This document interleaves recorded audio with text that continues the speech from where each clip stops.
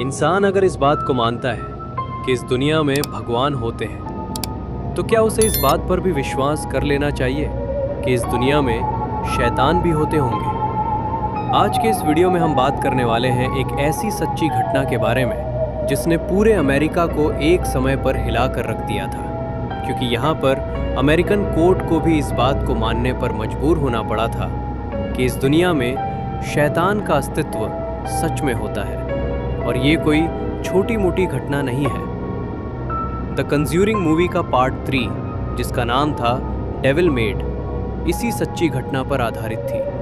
ये पूरी घटना काफ़ी फेमस पैरानॉर्मल एक्टिविटी पर रिसर्च करने वाले वॉरेंस के सामने हुई थी।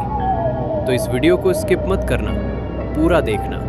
और मुझे यकीन है कि इस वीडियो को पूरा देखने के बाद आप भी शायद इस बात पर विश्वास करने लग जाओगे कि आपके आसपास कोई ना कोई शैतानी शक्ति मौजूद है जिसे आप देख नहीं सकते, लेकिन अगर वो शक्ति आपकी ज़िंदगी में आ जाती है, वो एक झटके में आपकी पूरी लाइफ को बर्बाद कर सकती है। तो जानते हैं आखिर ऐसी क्या घटना हुई थी ब्लू फील्ड जैसी छोटी जगह पर, जिसने पूरी दुनिया को शैतान के अस्तित्व पर विश्वास करना सिखा दिया। ये कहानी अमेरिका के एक स्टेट कनेक्टिकट की है, जहाँ पर ब्रुकफील्ड जैसी एक काफ़ी छोटी जगह है। जिस समय ये घटना हुई थी, इस जगह की आबादी भी कम थी और यहाँ पर बिल्कुल भी अपराध यानी क्राइम नहीं होते थे। लेकिन करीब 180 साल की शांति के बाद इस जगह पर हुआ यहाँ का सबसे पहला कत्ल। इस कहानी की शुरुआत होती है ग्लेजल फैमिली से।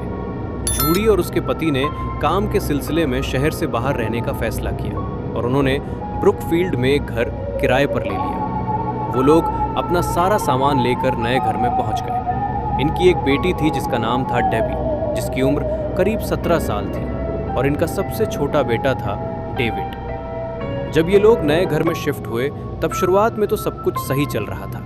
इस घर की ऐसी कोई पुरानी हॉन्टेड हिस्ट्री भी नहीं थी। लेकिन कुछ समय बाद डेविड अजीब हरकतें करने लगा। वो रात में जोर जोर से चिल्लाता था, डर जाता था। कभी कभी दिन के समय में भी उसे अजीब सी चीजें घर में दिखाई देती थी। शुरुआत में तो पेरेंट्स को ये लगा कि शायद डेविड मस्ती कर रहा है, उन्हें डराने की कोशिश कर रहा है। लेकिन जब ये सारी घटनाएं हद से ज़्यादा बढ़ गईं, पेरेंट्स को लगा कि शायद अब पानी सिर के ऊपर जा रहा है। उन्होंने डेविड से इस बारे में बात की और डेविड ने अपने मम्मी पापा को बताया कि उसे घर में एक काफ़ी बूढ़ा इंसान दिखाई देता है जो काफ़ी ज़्यादा डरावना है। उसके बड़े बड़े नाखून हैं, उसकी लाल आँखें हैं और वो किसी शैतान जैसा दिखाई देता है। डेविड ने बताया कि उस बूढ़े इंसान ने कहा है कि इस पूरे परिवार को ये घर छोड़कर चले जाना चाहिए। हालांकि ये बूढ़ा आदमी कौन था, वो इन लोगों को इस घर से जाने के लिए क्यों बोल रहा था, डेविड की बातों में कितनी सच्चाई थी, ये सारी बातें आज भी एक राज है। बातों को और इन घटनाओं को इग्नोर कर दिया, क्योंकि वो लोग काम के सिलसिले में ब्रुकफील्ड आए थे और इतनी जल्दी घर को शिफ्ट करना और यहाँ से चले जाना उनके लिए पॉसिबल नहीं था। समय गुजरता गया, डेविड और ज़्यादा डरने लगा। रातों में चिल्लाने की घटनाएं बहुत ज़्यादा बढ़ गईं। काफ़ी ज़्यादा समझाने के बाद भी जब डेविड नहीं माना, तो डेबी के माता पिता को लगा कि शायद डेविड को कोई प्रॉब्लम है, शायद उसकी तबीयत ठीक नहीं है, वो नए घर में एडजस्ट नहीं कर पा रहा है, या उसे अपने पुराने घर की बहुत ज़्यादा याद आ रही है। और इन्हीं सब बातों के चलते वो डेविड को एक डॉक्टर के पास ले गए। जब डॉक्टर ने डेविड की जांच की तो उसमें कोई बीमारी नहीं थी। वो मानसिक रूप से बिल्कुल स्वस्थ था और डॉक्टर बिल्कुल पता नहीं लगा पाए कि डेविड की इन अजीब हरकतों के पीछे असली कारण क्या है। और मैं आपको बता दूं कि जब इस तरीके की घटनाएं होती हैं, तब 99% डॉक्टर कोई रीज़न नहीं बता पाते, क्योंकि परेशानी इंसान के शरीर में नहीं होती, बस लोगों को इंसान बीमार समझ में आने लगता है। यूं ही समय बीतता गया और एक दिन ऐसी घटना हुई जब डेविड के पेरेंट्स को इस बात पर विश्वास करना पड़ा कि डेविड को कोई बीमारी नहीं है और वो पूरी तरह से सच बोल रहा है। हुआ यूं कि अचानक एक रात को डेविड लैटिन भाषा में बात करने लगा और डेविड के पेरेंट्स इस बात को अच्छे से जानते थे कि डेविड को इंग्लिश के अलावा कोई और भाषा बिल्कुल नहीं आती है। डेविड रात में बड़बड़ाता था, अजीब अजीब हरकतें करता था, हवा में बातें करता था और वो भी लैटिन भाषा में। आगे चलकर डेविड बहुत ज़्यादा बीमार हो गया। हालात इतनी खराब हो गई कि वो बिस्तर से भी नहीं उठ पाता था। लगातार डेविड की इस समस्या को सुलझाने की कोशिश कर रहे थे। वो हर तरह से डेविड की मदद करना चाहते थे। उन्होंने चर्च के पादरियों से भी बात की। वहाँ पर जितने भी तरीके के तंत्र टोटके, जादू टोना, झाड़ फूक हो सकती थी, उन्होंने सब कराया। उन्होंने डेविड को बहुत अच्छे डॉक्टर को भी दिखाया। लेकिन एक दिन स्थिति इतनी ज़्यादा बिगड़ गई कि डर की वजह से डेविड ने अपनी आवाज़ ही खो दी। मतलब वो आवाज़ें तो निकाल रहा था, लेकिन उसने बोलना बंद कर दिया। वो कुछ बोल ही नहीं पाता था, केवल वो इशारे कर रहा था या अजीब अजीब सी आवाज़ें निकाल रहा था। अब जब स्थिति इतनी बिगड़ गई, तब डेविड के पेरेंट्स को लगा कि अब कुछ ना कुछ तो करना पड़ेगा, क्योंकि अगर उन्होंने अभी कुछ नहीं किया तो हो सकता है उन्हें डेविड से हाथ धोना पड़ जाए, क्योंकि डेविड लगातार बीमार पड़ता जा रहा था। उसके शरीर में खून की कमी होती जा रही थी और अब तो वो अपनी परेशानी बोल कर भी नहीं बता पा रहा था, क्योंकि वो गूंगा हो चुका था। एक बार फादर ने डेविड के पेरेंट्स को ये बात बताई कि उनके शहर में 2 लोग ऐसे हैं जो भूत, प्रेत और शैतानी शक्तियों से छुटकारा दिलाने में माहिर हैं। इनका नाम था एड और लॉरेन। ये दोनों पैरानॉर्मल केस के बड़े एक्सपर्ट थे। डेविड के पेरेंट्स ने जैसे ही ये बात सुनी, उन्होंने तुरंत ही एड और लॉरेन से कांटेक्ट किया। जब उन्होंने इस पूरी घटना के बारे में एड और लॉरेन को बताया, ये दोनों डेविड के घर पर आए और घर पर आते ही उन्हें एहसास हो गया कि इस घर में कुछ न कुछ गड़बड़ तो है। इसके बाद उन्होंने डेविड से बात करने के बाद इस बारे में बताया कि डेविड के शरीर के अंदर 40 से ज़्यादा शैतान है। मतलब एक बच्चे के शरीर पर 40 आत्माओं ने कब्जा करके रखा है और ये सब कुछ इस घर की वजह से हुआ है।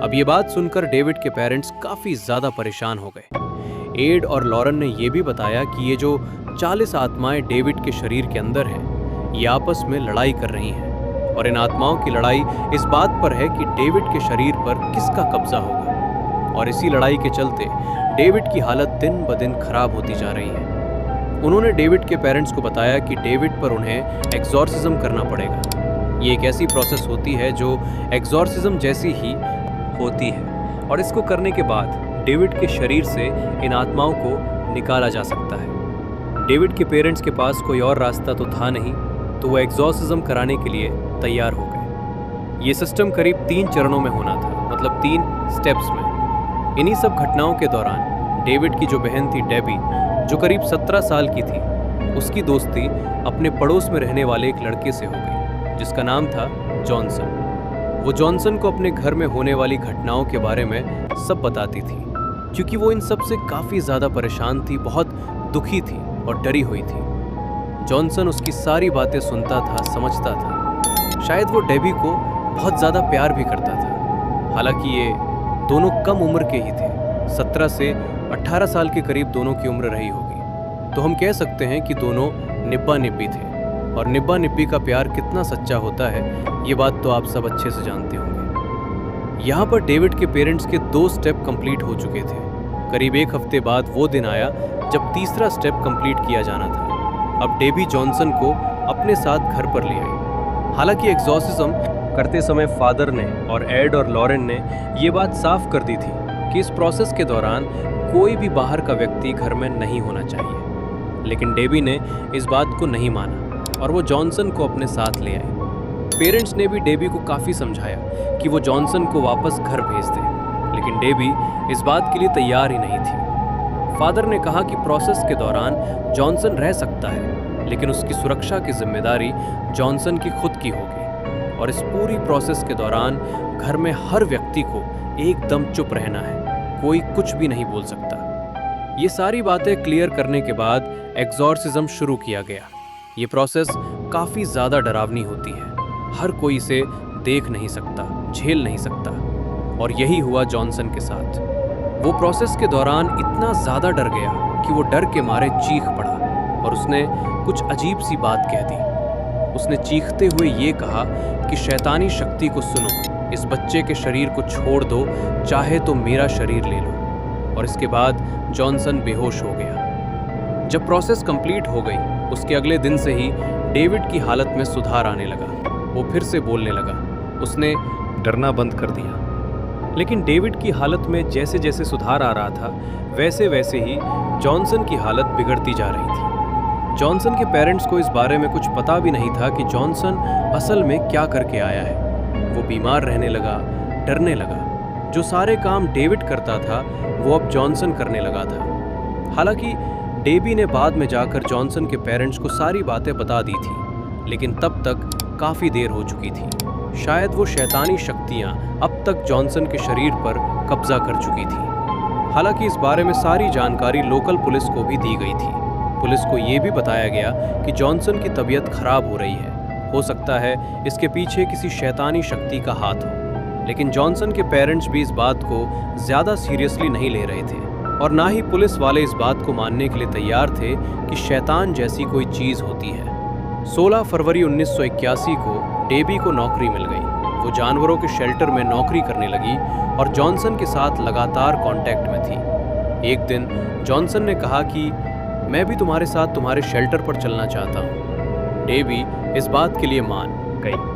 जब ये लोग शेल्टर पहुँचने वाले थे तब डेबी ने कहा कि मैं अपने पेरेंट्स को और अपनी बहन मेरी को भी साथ ले जाना चाहती हूँ। जॉनसन इसके लिए मान गया तो डेबी का पूरा परिवार और जॉनसन उस शेल्टर में गए। लेकिन शेल्टर में जाकर कुछ अजीब सी घटना हुई। शेल्टर के मालिक का नाम था एलन और एलन डेबी की बहन मैरी को गलत नज़र से देख रहा था और ये डेबी के पूरे परिवार ने भी ऑब्जर्व किया। लेकिन जब जॉनसन ने ये होते हुए देखा तो वो अपने आप पर कंट्रोल नहीं कर पाया और उसने पास में ही रखे हुए चाकू से एलन को, मैंने ये सारी बात बिना बोले इसलिए बता दी क्योंकि अगर मैं बोलूँगा तो यूट्यूब मेरे इस वीडियो को आगे रिस्ट्रिक्ट कर देगा। इसका मतलब समझ जाओ कि चाकू लेकर आदमी क्या करता है, मुझे कमेंट करके बताना। लेकिन जब ये सारी घटना हो गई, पुलिस आई। उसके बाद जॉनसन ने ये कहा कि मुझे कुछ भी याद नहीं है, ये क्या हुआ, किसने किया, मुझे कुछ नहीं पता। जॉनसन ने ये दावा किया कि उसके शरीर पर किसी शैतानी शक्ति ने हावी होकर उससे ये सब करवाया। वो अपने आप पर कंट्रोल नहीं कर पाया, उसे कुछ भी याद नहीं रहा। हालांकि पुलिस ने उस समय जॉनसन की बातों पर विश्वास नहीं किया और पुलिस जॉनसन को पकड़कर स्टेशन ले गई। जब जॉनसन के ऊपर एलन की हत्या का मुकदमा चला तब कोर्ट में एड और लॉरेन ने अपनी रिपोर्ट पेश की। उन्होंने डेविड के साथ हुई सारी घटनाओं के सबूत पेश किए। उन्होंने जज को पूरी कहानी बताई कि किस तरीके से शैतानी शक्तियों ने डेविड का शरीर छोड़कर जॉनसन पर कब्जा कर लिया और जॉनसन कितने लंबे समय तक बीमार रहा था। लेकिन उस समय जज ने इस बात पर विश्वास नहीं किया। तब एड और लॉरेन ने कोर्ट में ये दलील भी दी थी कि क्या आप भगवान पर विश्वास करते हैं? क्या आप मानते हैं कि ईश्वर होता है? तब कोर्ट में मौजूद हर व्यक्ति ने इस बात पर हामी भरी। सबने कहा कि हम सब ईश्वर की मौजूदगी पर विश्वास करते हैं। तब एड और लॉरेन ने इस बात की दलील रखी कि जब आप ईश्वर पर विश्वास रखते हैं तो आपको ये भी मानना पड़ेगा कि इस दुनिया में शैतान भी होता है। हालांकि जज ने एड और लॉरेन की रिपोर्ट तो देख ली, लेकिन निर्णय करते समय उन्होंने इस बात पर यकीन नहीं किया कि ये सारी जो घटना हुई थी वो शैतान ने करवाई थी और इसीलिए जॉनसन को 10 साल की सज़ा हुई। इस केस को कहा जाता है devil made me do it, यानी मुझे ये सब शैतान ने करवाया। हालांकि जॉनसन के वकील समझ गए थे कि जो कोर्ट के जज हैं वो शैतान वाली बात पर विश्वास नहीं करने वाले, इसलिए उन्होंने इस केस को मोड़ दिया। उन्होंने ये कहा कि जॉनसन ने अपनी आत्मरक्षा के लिए एलन पर हमला किया था और गलती से एलन की जान चली गई। और चूंकि वहाँ पर डेबी का पूरा परिवार मौजूद था तो सभी लोगों ने इस बात की गवाही भी दे दी कि जॉनसन ने अपनी आत्मरक्षा के लिए एलन पर हमला किया था। उसके बाद जॉनसन को मिली 10 साल की सज़ा कम होकर 5 साल हो गई। 1986 में जॉनसन की सज़ा खत्म हुई और उसने बाहर आकर डेबी से शादी की। जेल में जब वो 5 साल रहा तो धीरे धीरे उसकी तबीयत में सुधार आने लगा। वो काफ़ी हद तक सही हो गया था। शायद शैतानी शक्तियों को जेल की सज़ा पसंद नहीं आ रही हो, इसलिए उन्होंने सोचा होगा कि चलो डेविड के शरीर को छोड़ते हैं और किसी और को पकड़ते हैं। एड और लॉरेन ने अपनी रिपोर्ट में इन सारी घटनाओं का जिक्र किया। इसके ऊपर फिल्म भी बनी थी और 2007 में डेबी के परिवार ने एड और लॉरेन पर इस बात के लिए मुकदमा भी किया था कि उनके साथ घटी घटनाओं को एड और लॉरेन ने काफ़ी तोड़ मरोड़ कर पेश किया है, जिसकी वजह से उनके परिवार को काफ़ी परेशानियों का सामना करना पड़ा। हालांकि ये मुकदमा काफ़ी लंबे समय तक चला, लेकिन एड और लॉरेन को भी फर्क नहीं पड़ा।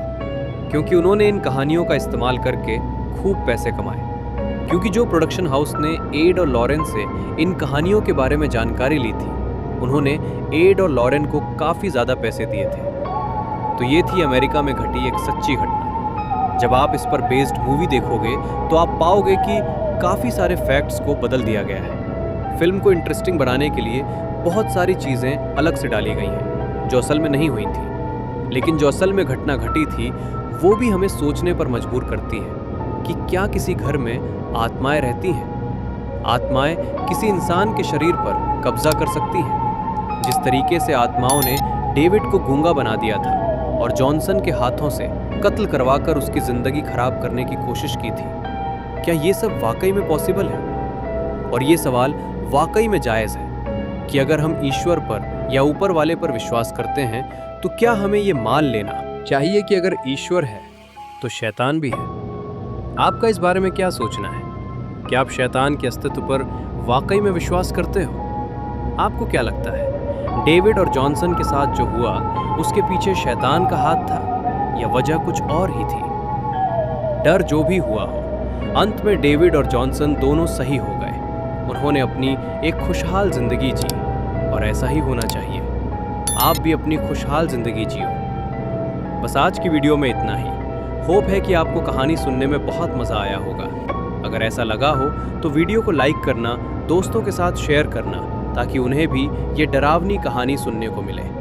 मैं जा रहा हूँ अपनी खुशहाल ज़िंदगी में। मिलते हैं अगले एक और फाड़ू वीडियो में।